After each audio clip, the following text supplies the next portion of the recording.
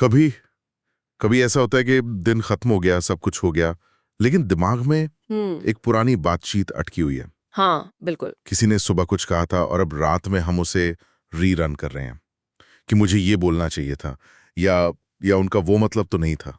ये mental replay button जैसे बंद ही नहीं होता। बिल्कुल। और ये सिर्फ पुरानी बातों तक सीमित नहीं है। रात को जब सोने की कोशिश कर रहे होते हैं तब दिमाग की असली परफॉर्मेंस शुरू होती है। करियर का क्या होगा, घर वाले क्या उम्मीद कर रहे हैं, और वो एक सवाल जो शायद हम भारतीयों के डीएनए में है। लोग क्या कहेंगे। हाँ, बाहर से सब परफेक्ट दिखता है, इंस्टाग्राम पे सब बढ़िया है, लेकिन अंदर एक अजीब सा भारीपन है, एक इमोशनल एग्जॉशन। हाँ, और यही तो सबसे अजीब बात है। हमें बचपन से सिखाया जाता है कि सबकी केयर करो, सबकी भावनाओं का ख्याल रखो, लेकिन ये कोई नहीं सिखाता कि अपनी मेंटल पीस को उसको कैसे बचाएं। सही बात है। नतीजा ये होता है कि किसी की एक छोटी सी बात हमारा पूरा मूड खराब कर देती है, किसी की सक्सेस देखकर हमें अपनी लाइफ छोटी लगने लगती है। और इसी उलझन को सुलझाने के लिए आज हम एक खास किताब के आइडियाज पर बात करने वाले हैं। अच्छा। ये डैनियल चिलियाक की किताब stop letting everything affect you के समरी से निकले हुए कुछ बहुत ही काम के इंसाइट्स हैं। राइट। और साफ कर दें, इसका मकसद फीलिंग्स को खत्म करना नहीं है, मतलब ठंडा या बेपरवाह बनना नहीं है। नहीं, बिल्कुल नहीं।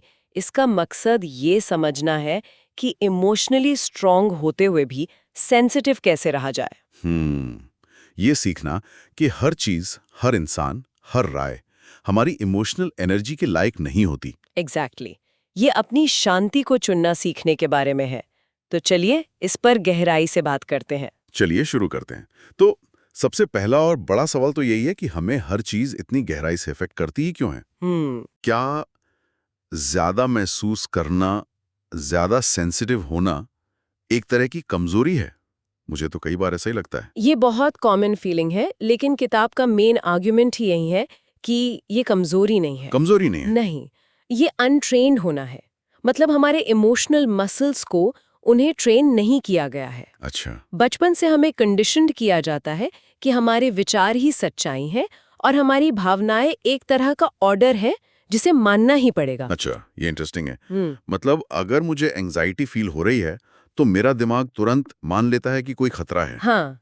अगर गिल्ट महसूस हो रहा है तो पक्का मैंने कुछ गलत किया है। और अगर हर्ट फील हो रहा है तो मैं उम्मीद करने लगता हूँ कि कोई और इसे ठीक करेगा। प्रिसाइसली। और भारतीय परिवारों में तो ये और भी गहरा है। हाँ। यहाँ इमोशंस को समझा नहीं जाता, उन पर रिएक्ट किया जाता है। हाँ, गुस्सा आया तो चिल्ला दिया, उदासी हुई तो चुप हो गए। हम अपने दिमाग में आने वाले हर थॉट को सच मान लेते हैं और वहीं से सारी गड़बड़ शुरू होती है। जैसी ख्याल आया, लगता है वो मुझे इग्नोर कर रहे हैं, या मैं अपनी लाइफ में पीछे रह गया हूँ, हम उसे फैक्ट मानकर परेशान होने लगते हैं। तो फिर इसका सॉल्यूशन क्या है? इस कंडीशनिंग को तोड़ें कैसे? देखिए, किताब एक बहुत पावरफुल माइंडसेट शिफ्ट देती है। वो कहती है, विचार मेहमान है, मालिक नहीं। विचार मेहमान हैं, मालिक नहीं। हाँ, thoughts are guests not the owner. वो आएंगे, कुछ देर रहेंगे और चले जाएंगे। बिल्कुल, आपको उन्हें घर का मालिक बनाने की जरूरत नहीं है। ये सुनने में बहुत अच्छा लगता है, पर असल जिंदगी में ये कैसा दिखेगा? मान लीजिए बॉस से कोई मुश्किल ईमेल आया और पहला विचार है मेरी नौकरी खतरे में है। तो इस विचार को मेहमान की तरह देखने का मतलब है, अच्छा ये डर वाला विचार आया है, नमस्ते, अब जरा देखते हैं कि ईमेल में असल में लिखा क्या है। एग्जैक्टली। ये उस विचार को सच मानने से रोकता है। बस एक पल रुककर खुद से पूछना है, इज दिस अ फैक्ट और जस्ट अ फीलिंग? हाँ, ये एक सवाल ही आधी से ज्यादा इमोशनल केओस को शांत कर सकता है। और इसी केओस का एक बड़ा कारण है ओवर थिंकिंग। ओह बिल्कुल। मुझे तो लगता है ये हम सबका नेशनल स्पोर्ट बन गया है। मैं तो इसमें एक्सपर्ट हूँ। एक मैसेज को 10 बार पढ़ना और उसके 25 मतलब निकालना मेरा रोज का काम है। हमें लगता है कि ज्यादा सोचना मतलब स्मार्ट होना, तैयारी करना। हाँ, हमें सिखाया भी तो यही जाता है, सोच समझ कर काम करो। लेकिन ये कोई नहीं बताता कि कब ये सोचना सेल्फ सैबोटाज बन जाता है। राइट। किताब कहती है कि ओवर थिंकिंग इंटेलिजेंस नहीं है, ये डर का मुखौटा है। डर का मुखौटा? हाँ, हमें लगता है कि हम प्रॉब्लम सॉल्व कर रहे हैं, पर असल में हम बस डर को अलग अलग तरीकों से महसूस कर रहे होते हैं। और दिमाग की सबसे बड़ी प्रॉब्लम यह है कि वो इमेजिनेशन और रियलिटी में फर्क नहीं कर पाता। बिल्कुल। हाँ, तो जब हम मन में किसी बुरी सिचुएशन की कल्पना करते हैं, हमारी बॉडी उस पे वैसे ही रिएक्ट करती है जैसे वो सच में हो रहा हो। सीने में भारीपन, बेचैनी, स्लीपलेस नाइट्स, ये सब उसी मेंटल मूवी के साइड इफेक्ट्स हैं। इसके पीछे की साइकोलॉजी ये है कि दिमाग को कंट्रोल का इल्यूजन पसंद है। अच्छा। ज्यादा सोचने से हमें लगता है कि हम सिचुएशन को काबू में कर रहे हैं, जबकि असल में हम सिर्फ अपनी एनर्जी ड्रेन कर रहे होते हैं। तो यहाँ पर माइंडसेट शिफ्ट ये है, आपको आउटकम्स को कंट्रोल करने की जरूरत नहीं है, आपको अपने रिएक्शंस को कंट्रोल करने की जरूरत है। ये बहुत बड़ी बात है। मतलब मेरे हाथ में ये नहीं है कि सामने वाला क्या कहेगा या करेगा, पर मेरे हाथ में ये जरूर है कि मैं उस पर रिएक्ट कैसे करूंगा। बिल्कुल। और ये रिएक्शन वाली बात हमें सीधे अगले पॉइंट पर ले आती है। किताब कहती है कि ज्यादातर झगड़े, ज्यादातर इमोशनल ड्रामा प्रॉब्लम की वजह से नहीं होते, बल्कि हमारे फर्स्ट रिएक्शन की वजह से होते हैं। हाँ, इसके तो बहुत से उदाहरण हैं। पार्टनर ने मैसेज का जवाब नहीं दिया, हमारा first reaction he she doesn't care about me. बिल्कुल। बॉस ने काम में कमी निकाली, first reaction I am a failure. किसी ने सलाह दी, फर्स्ट रिएक्शन ये मुझे जज कर रहे हैं। ये सब ऑटोमेटिक अनथिंकिंग रिएक्शंस हैं, और यहाँ किताब रिएक्शन और रिस्पॉन्स के बीच का फर्क समझाती है। अच्छा।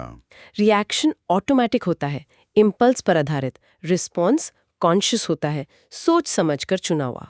मतलब रिएक्शन दिमाग के पुराने इमोशनल हिस्से से आता है। हाँ, एमिगडाला से, जो खतरा महसूस होते ही हाईजैक कर लेता है, जबकि रिस्पॉन्स दिमाग के सोचने समझने वाले हिस्से से आता है, प्रीफ्रंटल कॉर्टेक्स से। अच्छा, तो वो जो कहते हैं कि कुछ भी बोलने से पहले 10 तक गिनो, हाँ, वो असल में सोचने वाले दिमाग को ऑन होने का टाइम देना है। एग्जैक्टली। वो एक पल का पॉज, वो एक गहरी सांस, वो पावर को इमोशनल ब्रेन से लॉजिकल ब्रेन में ट्रांसफर कर देती है। हम अपनी फीलिंग्स से आइडेंटिफाई करना बंद कर देते हैं। हम ये नहीं कहते कि मैं गुस्से में हूं, हम ये समझते हैं कि मुझे गुस्सा महसूस हो रहा है। And that changes everything. बिल्कुल। किताब की सबसे पावरफुल लाइंस में से एक है, you are not your feeling, you are the one experiencing it. ये अपनी प्रतिक्रिया को कंट्रोल करने वाली बात तो समझ आती है, लेकिन ये मुश्किल तब हो जाती है जब हमें लगता है कि हमें हर किसी की हर चीज की परवाह करनी पड़ेगी। हाँ, खासकर हमारे कल्चर में, जहां ना कहना बहुत मुश्किल है। और यहीं पर किताब केयरिंग टू मच की ट्रैप की बात करती है। People pleasing. हाँ, दूसरों को कंफर्टेबल रखने के लिए अपनी जरूरतों को इग्नोर करना, टकराव से बचने के लिए चुप रह जाना, ना चाहते हुए भी सोशल प्लान्स के लिए हाँ बोल देना, ये सब केयरिंग नहीं है, ये पीपल प्लीजिंग है। और किताब तो एक कदम और आगे जाती है। वो कहती है कि ये दयालुता नहीं, ये रिजेक्शन का डर है। बिल्कुल। हमें डर लगता है कि अगर हमने मना कर दिया या अपनी बात रखी तो लोग हमें पसंद नहीं करेंगे, हमें स्वार्थी समझेंगे। और इसी डर का इलाज है बाउंड्रीज, यानी सीमाएं तय करना। और बाउंड्रीज को लेकर हमारे यहाँ बहुत कंफ्यूजन है। हाँ, इसे सेल्फिशनेस मान लिया जाता है। बिल्कुल। अगर कोई दोस्त हर रोज फोन करके घंटों अपनी प्रॉब्लम सुनाता है और आप एक दिन कहते हैं कि आज मैं बात नहीं कर सकता, आई एम टायर्ड, तो तुरंत आपको सेल्फिश का टैग मिल सकता है। एग्जैक्टली।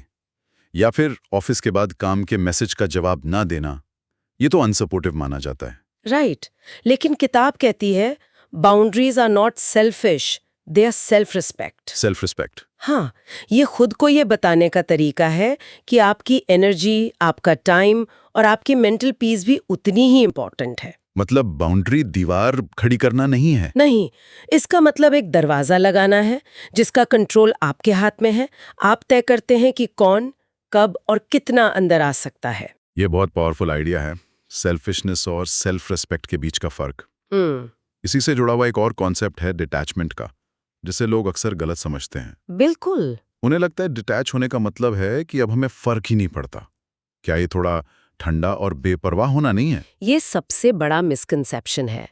डिटैचमेंट का मतलब इंडिफरेंस या उदासीनता नहीं है। तो फिर क्या है? इसका मतलब है अपनी शांति को नतीजों से, लोगों की राय से या सिचुएशन से अलग करना।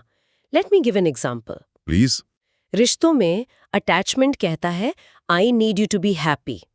डिटैचमेंट कहता है I choose to be with you and I am responsible for my own happiness. अच्छा। काम में अटैचमेंट कहता है if this project fails I am a failure. Detachment कहता है I will give my absolute best to this project but my self worth is not tied to its success और failure. वाह। तो अटैचमेंट चिंता और डर पैदा करता है क्योंकि उसमें खोने का डर है, जबकि डिटैचमेंट वो आज़ादी देता है। बिल्कुल। आप प्रोसेस को एंजॉय करते हैं, अपना बेस्ट देते हैं, लेकिन रिजल्ट को अपनी आइडेंटिटी से नहीं जोड़ते। Exactly. You care but you don't carry. आप परवाह करते हैं पर उसका बोझ नहीं उठाते। सही बात है। और ये आज़ादी सबसे ज़्यादा ज़रूरी तब हो जाती है जब हम सेल्फ वर्थ की बात करते हैं, जो आज की दुनिया में एक बहुत बड़ा चैलेंज है। हाँ, आज तो सेल्फ वर्थ का स्टॉक मार्केट सोशल मीडिया पे चलता है। कितने लाइक्स मिले, कितनों ने स्टोरी देखी। कितनों ने तारीफ की, रिश्तेदारों की वैलिडेशन, बॉस का अप्रिसिएशन। हमारा इमोशनल स्टेट इन बाहरी चीजों पर बहुत ज्यादा डिपेंड करने लगा है। और किताब के मुताबिक यही सबसे बड़ा इमोशनल ट्रैप है। हाँ, जब किसी की कीमत बाहरी रिएक्शन पर डिपेंड करती है तो वो इंसान हमेशा एक इमोशनल रोलर कोस्टर पर रहता है। उसकी खुशी और दुख का रिमोट कंट्रोल दूसरों के हाथ में होता है। तो यहाँ पर क्या माइंडसेट शिफ्ट लाना है? The shift is you don't need anyone's permission to value yourself. Right. आपकी कीमत इस बात से तय नहीं होती कि कोई आपको वैलिडेट करता है या नहीं। किताब एक बहुत प्रैक्टिकल सलाह देती है, चुपचाप काम करें। हाँ, अपनी तारीफ खुद बने। ये बहुत अच्छा पॉइंट है। खुद से पूछना, जब कोई नहीं देख रहा होता तब आप कौन होते हैं। बिल्कुल। अगर तारीफ करने के लिए कोई ना हो तब भी क्या आप वो काम करेंगे? If you approve of yourself first, does anyone else's opinion really matter that much? तो अगर हम पूरी चर्चा को समेटें तो ये किताब इमोशंस को दबाने के लिए नहीं कहती, नहीं, बल्कि उन्हें मैनेज करने का तरीका सिखाती है। आप अब भी महसूस करते हैं, लेकिन भावनाएं अब आपको कंट्रोल नहीं करती। राइट।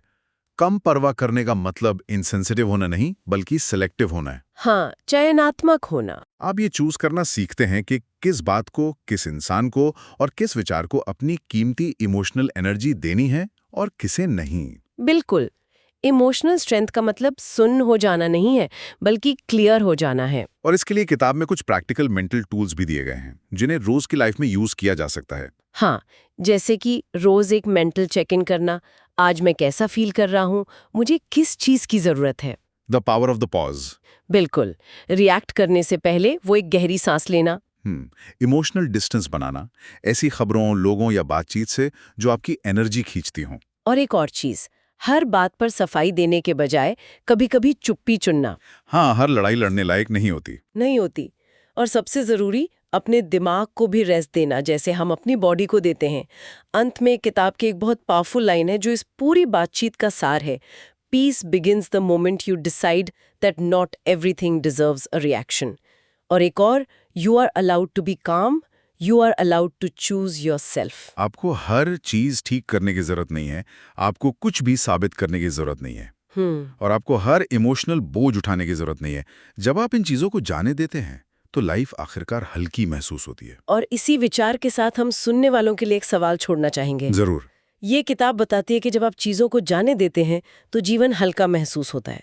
तो सोचने वाला सवाल ये नहीं है कि क्या जाने देना है, बल्कि ये है कि अगर ये हल्कापन, ये लाइटनेस एक परमानेंट स्टेट बन जाए तो लाइफ दिखे जैसी